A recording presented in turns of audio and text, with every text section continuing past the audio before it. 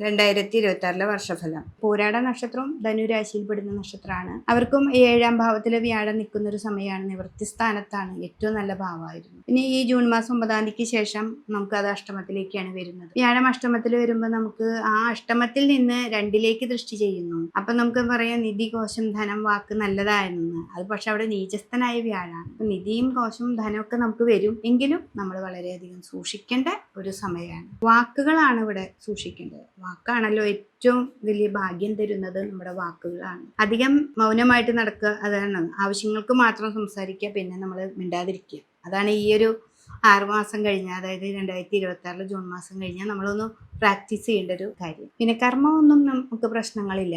കർമ്മങ്ങളൊക്കെ നന്നായിട്ട് തന്നെ നടക്കും. പക്ഷെ കർമ്മം നന്നായി നടക്കുന്നതോട് കൂടി നമ്മുടെ വാക്കുകളും കൂടി ഒന്ന് സൂക്ഷിച്ചാൽ ഈ ഒരു വർഷം നമുക്ക് ഏറ്റവും നല്ല ഫലത്തിലേക്ക് നമുക്ക് കൊണ്ടുവരാനായിട്ട് സാധിക്കും. ഈ ഒരു വർഷം ഗുണവും ദോഷവും സമ്മിശ്രമായിട്ടുള്ള ഒരു ഫലമാണ്. എന്നാലും നമ്മൾ അതിനെ ശ്രദ്ധിച്ചുകൊണ്ട് മുന്നോട്ട് പോവുകയാണെങ്കിൽ ഏറ്റവും നല്ല ഫലം തന്നെ കിട്ടും. ഏറ്റവും നന്നായിട്ട് തന്നെ നമുക്ക് കിട്ടാനായിട്ട് നമ്മളൊന്ന് ശ്രദ്ധിച്ചാൽ മതി. നമ്മുടെ വാക്കുകളെ ശ്രദ്ധിച്ചാൽ മതി.